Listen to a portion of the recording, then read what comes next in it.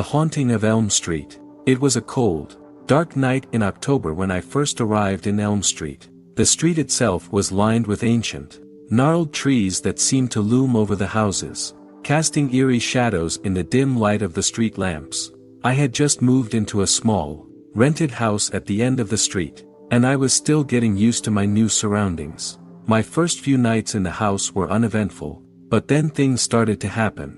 I began to notice strange noises coming from the attic, creaking floorboards, scratching sounds, and the occasional thud that seemed to come from nowhere. At first, I tried to ignore it, telling myself that it was just the old house settling in, but as the days wore on, the noises became more frequent and more intense. One night, I was awakened by a loud crash that seemed to come from directly above my bedroom. I lay there in the dark, listening to the silence that followed, my heart pounding in my chest. Then, suddenly, I heard a soft, scraping sound, as if something was dragging itself across the floorboards. I lay there, paralyzed with fear, waiting for the sound to stop, but it continued, getting louder and closer until it seemed to be right outside my door.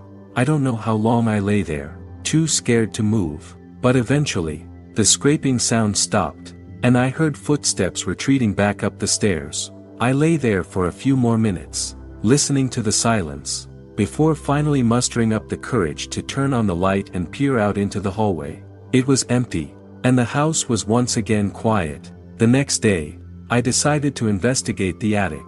I had avoided going up there since I moved in, but now I felt like I needed to face my fears and find out what was causing the noises. I grabbed a flashlight and slowly climbed the creaky stairs, my heart pounding with every step.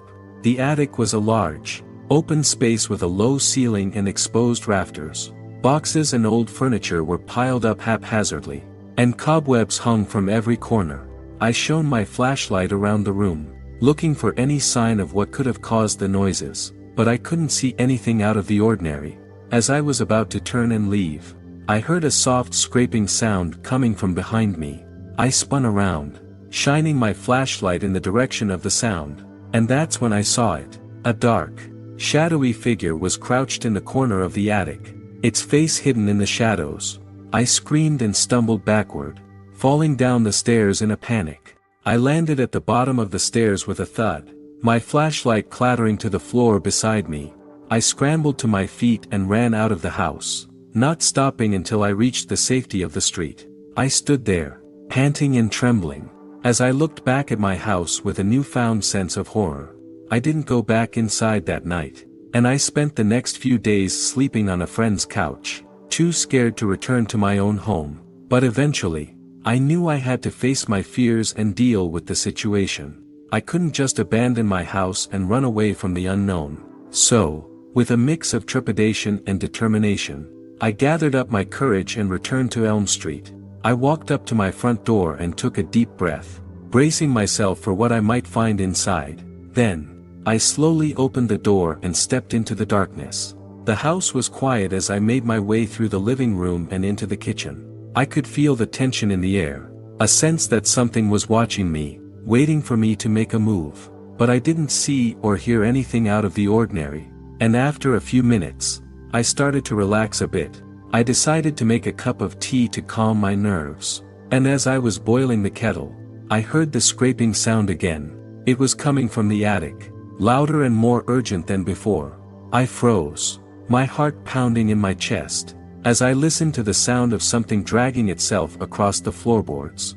Then, suddenly, the scraping stopped, and I heard a soft, whimpering cry. It sounded like a child, and it was coming from directly above my head.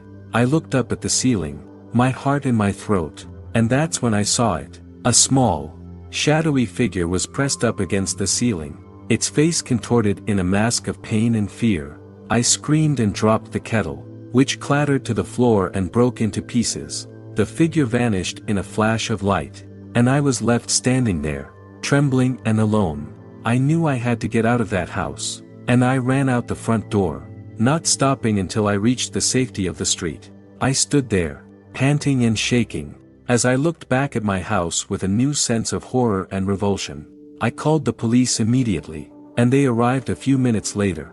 I told them everything that had happened, but they just looked at me with skeptical expressions. They searched the house, but they didn't find anything out of the ordinary, and they eventually left, telling me that it was probably just an old house settling in and that I shouldn't worry about it. But I knew what I had seen, and I knew that I couldn't stay in that house another night. I packed up my things and left Elm Street that same day, never to return.